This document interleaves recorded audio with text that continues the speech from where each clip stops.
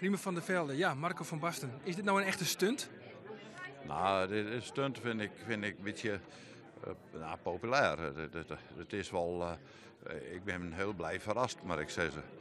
Ik weet van 2 jaar geleden nog dat toen een drietal trainers waren en daar weer Van Basten, dat had Jan nog zelf verteld, die weer daarin van en die had toen in een vrij betijd stadium had hij zijn van ik ben er op dit moment net aan ta. Nou, nu die dus toch zei en de directie is dat lukt om deze man voor Heerenveen te strikken, dan moet ik zeggen dat ik daar bijzonder content en tevreden op ben. En ja, ik heb zelf volle sympathie en respect voor de ideeën van deze voetbaltrainer. Dat ik hoop dat hij die bij Heerenveen weer met je kent. En ik hoop dat iedereen samen met hen voetbal tot iets hoger niveau telt. Past hij bij Heerenveen, Marco van Basten? Ja, we hebben ontdekt dat Johan Cruijff, die weer de vorige eeuw tot beste voetballer kozen. En dan Erik Joertel van Basten weer de tweede.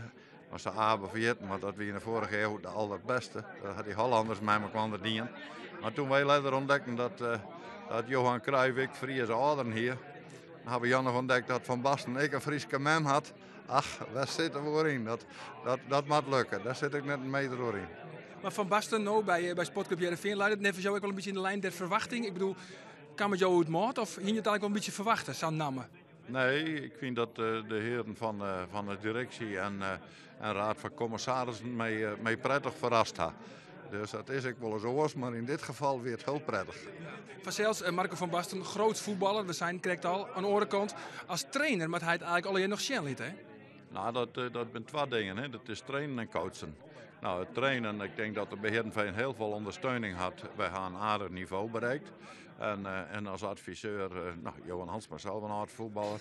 En gelukkig is Foppe op afstand weer in beeld. Henk Hedder, Jan de Jonge. Dus ik denk dat daar aardig kennis binnen deze club is. Dat is wat betreft zijn trainen, kinderondersteuning krijgen. En hij weet zelf ongelooflijk een berg. Want nogmaals, op gebied van details is het een kanjer. Hè?